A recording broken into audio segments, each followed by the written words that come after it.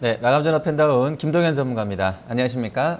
네, 안녕하세요. 네, 자 오늘 원달러 15원 이상 급락하면서 또 지수는 강세에 가고 있습니다. 자 오늘 시장 어떻게 좀 보고 계십니까?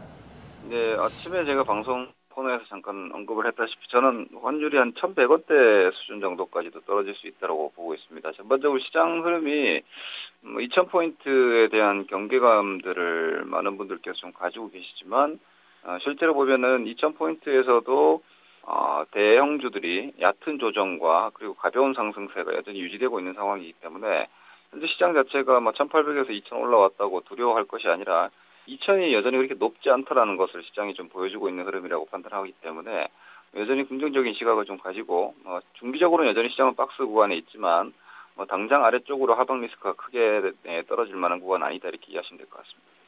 네, 자 그럼 종목 보겠습니다. 롯데케미칼 오늘 4.8% 거의 5% 올라 있습니다. 뭐 하나케미칼이나 LG화학도 뭐 SK이노베이션도요 같이 좀 양호하게 전개되고 있는데요. 자 롯데케미칼 어떤 대응 필요하겠습니까?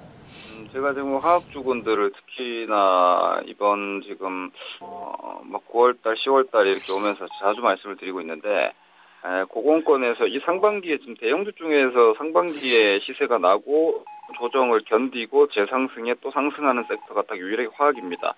그래서 저는 올해 연말 내년 연초 주도주 가능성이 좀 있는 섹터라고 보고 있는데 고공권역에서 조정을 얕게 받고 있고요. 시장이 또 조금만 좋으면 금방 돌아 나오는 이런 움직임들이 대형 섹터에서 대형 업종 쪽에서 나오고 있다는 측면에서는 지금 전반적인 시장은 아직까지는 박스 양상에 있지만 현재 시황 자체가 중기적 방향을 잡을 때는 위쪽이 될 수 있는 가능성은 여전히 화학주 쪽에서 좀 더 먼저 선행해서 보여주지 않나라고 싶기 때문에 화학주들 지금 현재로서는 적극적인 트레이딩을 하기에는 아직은 위가 닫혀 있기 때문에 중기적으로 조금 주시할 섹터라고 정도로만 보시고요.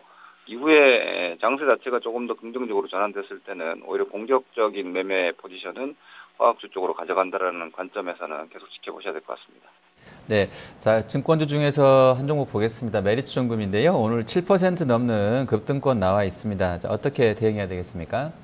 일단 증권주들이 지난주에 주 초에 한번 올라왔다가 지금 최근에 좀 눌렀는데 개인 투자들이 상반기에 좀 많이 물려있기 때문에 가볍게 움직일 거라고 보이진 않습니다만은 코스닥과 함께 상반기에 좀 물려있는 개인들이 물려있는 섹터이기 때문에 매물이 좀 부담스러운 움직임들이 당분간 있을 겁니다. 하지만 오늘 그 당시 증권주 주도주였던 메리츠정금증권의 일단 강력한 반등은 시장 지수의 2,000포인트에 대한 믿음을 시장이 조금은 가지고 있다. 2,000이 넘었기 때문에 또다시 밀릴 경우 일단 시황산업인 증권주에 대한 경계감이 나올 수 있는 자리였는데 이 자리에서 다시 한번 되돌림을 강하게 주는 모습을 보면서 2,000포인트에 대한 어떤 신뢰감을 좀 가지고 있지 않는가 싶습니다. 업종 섹터 자체에 대한 매매 전략은 사실 중장기적으로 봤을 때는 가치 투자까지 가능한 위치에 있지만 증권주 전반이 앞서 말씀드린 대로 개인 투자자분들이 많이 물려있기 때문에 기대만큼 가벼운 시세는 주지 않겠지만 시간을 좀 텀을 길게 보신다라면은 보유 내지는 공략권까지도 가능한 업종이 아닌가 보고 있습니다. 네.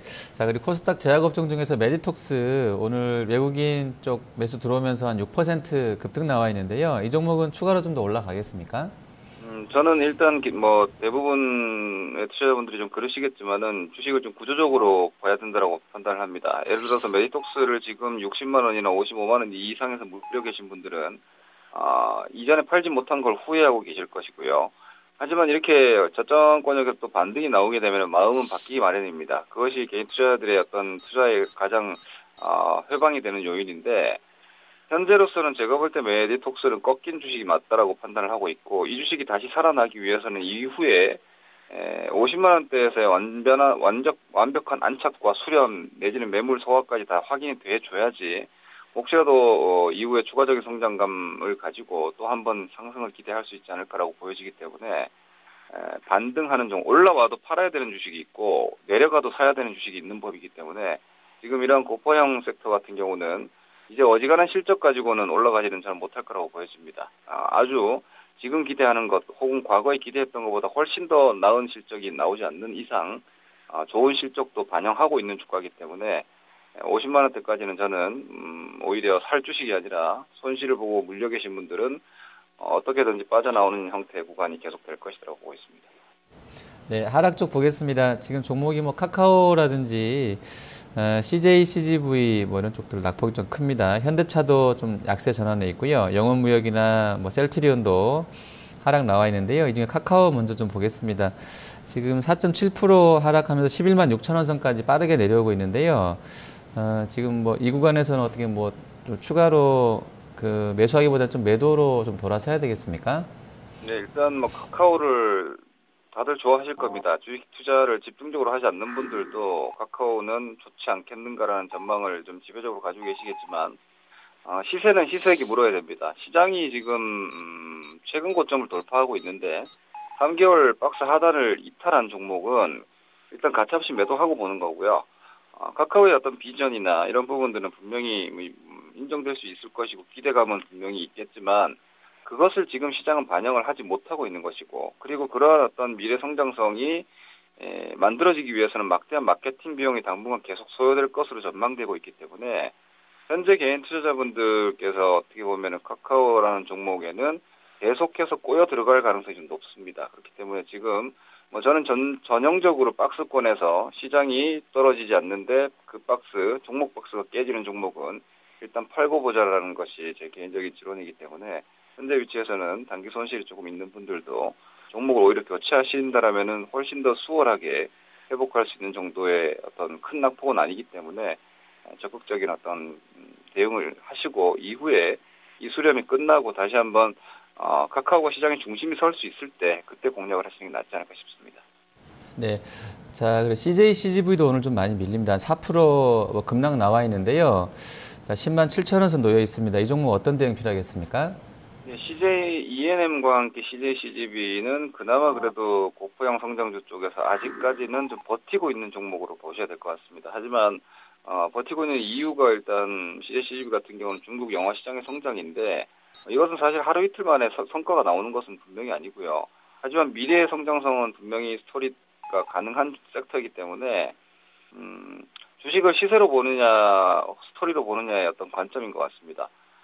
스토리로 본다라면은 사실 중국 영화 시장이 지금보다 한 3, 4배 이상 성장 여력이 있기 때문에 뭐 1년, 2년 혹은 5년 이상 이렇게 기다리신다라면은 포트폴리오 일부를 떼내서 중국 영화 산업에 투자한다라고 보시고 가져갈 만하겠죠. 그것은 어떤 가치 투자 양상이고 성장에 대한 어떤 기본적 투자가 되는 것이고 시세 차익을 노리는 관점에서 여러분들이 접근을 하셨다라면은 현재로서는 뭐 이렇게 수렴 구간에 있기 때문에 아직은 방향이 설정되지 않았습니다. 하지만 그 기다림은 10만 원까지만 용인하셔야 되고요. 현재 그림에서 10만 원 이탈된다라면은 CJ CGV는 위쪽에 매물 쌓아놓고 추세가 꺾이는 구조가 되기 때문에 그러한 지금 많은 종목들이 이런 그림에서 무너졌었다라는 측면에서는 경계감을 좀 늦추지 마시고 아직은 적극적 매도가 아니지만 로스커 포인트는 분명히 필요하다 이렇게 인지하셔야 될 것 같습니다. 네. 자, 마감 전략 짜보겠습니다. 지금 거래소는 2030선에서 좀 막혀 있는 것 같고요. 코스닥도 역점 한 7% 이상에서는 추가 상승은 좀 제한되고 있는데요. 자, 30여 분 남았습니다. 어떤 대응 필요하겠습니까? 저는 많은 개인 투자자분들께서 지금 2000포인트에 대한 경계감을 가지고 계시는데 그 경계감이 시장에 확산될수록 시장은 더 올라갈 수 있다고 보고 있습니다. 사실상 2000이라는 자리는 1800에서 올라왔지만 조금만 시각을 바꿔서 보면 2200에서 떨어진 자리입니다. 즉 2200과 1800의 중간 정도 때밖에 되지 않기 때문에 이 자리가 비싸다라고 판단을 하는 분들보다는 오히려 기관과 외국인들은 지금 아직까지도 메리트가 있다고 보고 있는 것 같고 그리고 전반적인 글로벌 금융시장에서도 여전히 위험자산 선호 현상들이 지속되고 있기 때문에 뭐 이렇게 적극적인 시세 회피를 하실 필요는 없어 보이고요. 그렇기 때문에 계속해서 일단 위쪽에 대한 방향성과 중기적으로는 박스지만 아직까지는 충분히 수익을 낼 만한 종목들이 많이 있기 때문에 주식 보유 관점을 좀 보내드리겠습니다. 코스피 경기주 위주의 보유 전략이고요.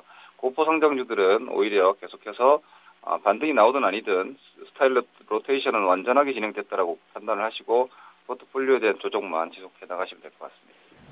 네, 알겠습니다. 오늘 말씀 잘 들었습니다. 네, 고맙습니다. 네, 마감 전화 펜다운 김동현 전문가였습니다.